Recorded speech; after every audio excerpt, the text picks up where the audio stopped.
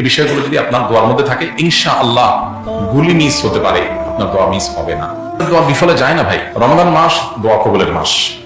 রমজান মাসে আল্লাহর কাছে আমাদের অব্যক্ত চাওয়াগুলোকে উপস্থাপন করবার, নিবেদন করবার দারুণ। বিশেষ করে নবী করিম সাল্লাল্লাহু আলাইহি ওয়াসাল্লাম বলেছেন, তিন ব্যক্তির দোয়া সালাতুন লা তুরাদ্দু দাওয়াতুহুম, তিন ব্যক্তির দোয়া ফিরিয়ে দেওয়া হয় না। এর ভিতরে একজন হলেন আস-সাইম হাত্তা ইফতির, রোজাদার ব্যক্তি ইফতার করার আগ পর্যন্ত তার দোয়া ফিরিয়ে দেওয়া হয় না। তার মানে রোজাদার ব্যক্তি সারাদিন রোজা রেখে দোয়া করলে দোয়া কবুল হয়। বিশেষ করে কোনো কোনো বর্ণনায় ইফতার আগ মুহূর্তের দোয়ার কথা বলা হয়েছে। এই সময়গুলোতে আমরা দোয়া করবো। ভোর রাতে সাহারির সময়, ভোর রাতে দোয়া কবুল হয়। সারা বছর আমরা অনেকে তাহাজ্জুদ পড়তে পারি না, কিন্তু রমজানের সাহারির সময় আমরা সবাই উঠি, যার কারণে রমজানের 30 দিন চাইলে আমরা ভোর রাতের দোয়াটাকে গ্রহণ করতে পারি, এই সুযোগটাকে গ্রহণ করতে পারি। সারা বছর পারি না। তো অনেকেই, বেশিরভাগ লোকই ভোর রাতে উঠে সাহারিটা রেখে ফজর নামাজ পড়তে চলে আসেন। আরে ভাই, সাহারি খাইলেন বুঝলাম, ফজর নামাজ পড়লেন তাও বুঝলাম, এই যে ভোর রাতটা দোয়া কবুলের একটা সুবর্ণ সুযোগ, এটা কেন আপনি মিস করবেন? এই জন্য দোয়া কবুলের এই স্কোপ গুলোকে রমজানে আমরা ব্যবহার করব। আর দোয়া কবুলের ব্যাপারটা হলো, চূড়ান্ত ভাবে কবুল কিভাবে হবে সেটা তো আল্লাহ ভালো জানেন। ইমানদারের দোয়া বিফলে যায় না যদি সে দোয়া বেসিক শর্ত পূরণ করে। বেসিক শর্ত কি? হালাল উপার্জনকারী, হালাল ভক্ষণকারীর দোয়া কবুল হয়, হারাম খোরের দোয়া কবুল হয় না। হালাল উপার্জনকারী, হালাল ভক্ষণকারী যদি হন, আর কোনো অন্যায় দোয়া আল্লাহর কাছে না করেন, দোয়া কবুল নিয়ে যদি তাড়াহুড়ো না করেন, তাহলে আপনার দোয়া কবুল হবে ইনশাআল্লাহ। দোয়ার বেসিক শর্তগুলো যদি মেনটেন করেন, হালাল উপার্জন, হালাল ভক্ষণ থাকবে, আগে যদি থেকেও থাকে হারাম, তওবা করে সেখান থেকে ফিরে আসবেন, তাহলে 1 নম্বর শর্ত পূরণ করলেন। 2 নম্বর, অন্যায় কিছু দোয়ার মধ্যে চাইবেন না, দোয়ার মধ্যে খারাপ কিছু চাইবেন না। আপনি একটা মেয়ের সাথে হারাম সম্পর্ক করতে চান, বলতে চান আল্লাহ এটা আমি পটাইতে চাই, তাহলে এটা কি হবে? এটা হারাম দোয়া হবে। এটা আল্লাহর সাথে রীতিমতো বেয়াদবির শামিল। একটা অপকর্ম করবেন আবার আল্লাহর কাছে এটা দোয়া চাচ্ছেন, মানে জঘন্য একটা বিষয়।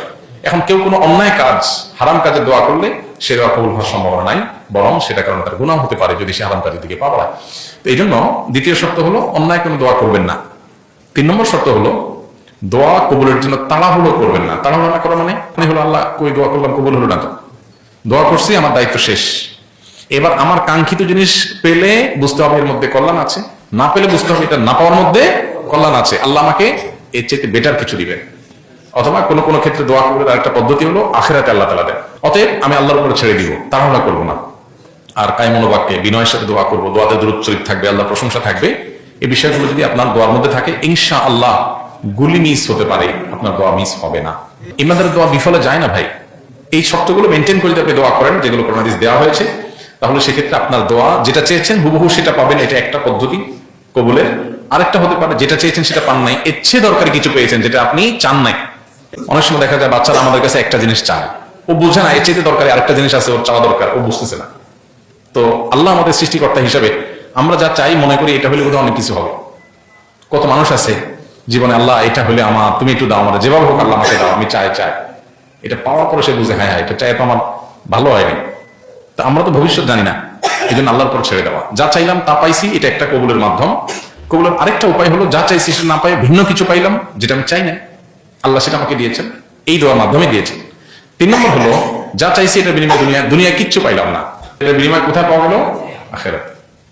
তো সেটা পাওয়ার পরে বান্দা আরো খুশি হয়ে যাবে, আল্লাহ সুবহানাল্লাহ আপনার কাছে যা চাইছি তার চেয়ে বেশি পেয়েছি। এই জন্য দোয়া কবুলের জন্য শর্তগুলো মেনটেন করে রমাদানে হোক রমজানের বাইরে হোক আমরা দোয়া করে যাব, এবং দোয়া কবুলের সুধারণা আল্লাহর প্রতি রাখতে হবে। হাদিসে কুদসিতে আল্লাহ সুবহানাহু ওয়া তাআলা বলেছেন, বান্দা আমার প্রতি যেমন ধারণা করে আমি তার সাথে তেমন আচরণ করি।